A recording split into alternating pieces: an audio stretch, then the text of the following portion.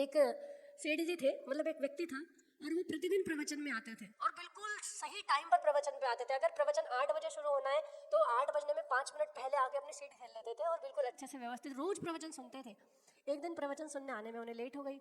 अब जब कहते हैं ना कोई भक्त हो या कोई व्यक्ति हो जो रोज प्रवचन सुनता हो, रोज बैठता हो, तो ध्यान भी जाता है कि भाई वो व्यक्ति नहीं आया, रोज आता है, आज नहीं आया। और उसको 8:15 बज गए, वो तब तक भी नहीं आया। 8:20 हो गए, 8:25 हो गए, बिल्कुल खत्म होने का समय हो गया। तब उसने मंदिर में एंट्री करी। तो कोई बात नहीं, प्रवचन तो पूरा हुआ जैसे तैसे। उसके बाद कमरे में गए, कमरे में जाने के बाद वो व्यक्ति दर्शन करने आया।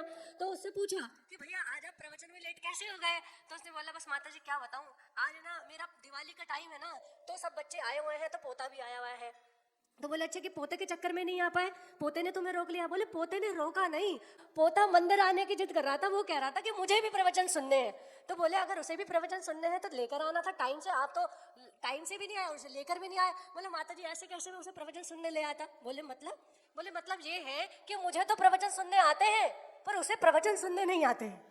बोले इसका क्या मतलब है? बोले मेरा तो ऐसा है कि जो भी सुना लो सब बराबर, मुझे तो कुछ भी सुना लो सब बराबर है, लेकिन उसे प्रवचन सुनने नहीं आते। क्या पता आपने कोई ऐसी बात सुना दी और उसके हृदय को लग गई और उसे वैराग्य हो गया तो गड़बड़ हो जाएगी, है ना? तो क्या कहूँ, मुझे तो प्रवचन सुनने आते हैं पर उसे प्रवचन सुनने नहीं आते। ये कला है ना, हमने अपने अपने डेवलप कर ली है कि हम सिर्फ वही लेकर जाते हैं जो हमारे मतलब का होता है। जो हमारे मतलब का नहीं होता उसको हम यहीं पर सुनते हैं और यहीं पर छोड़कर चले जाते हैं।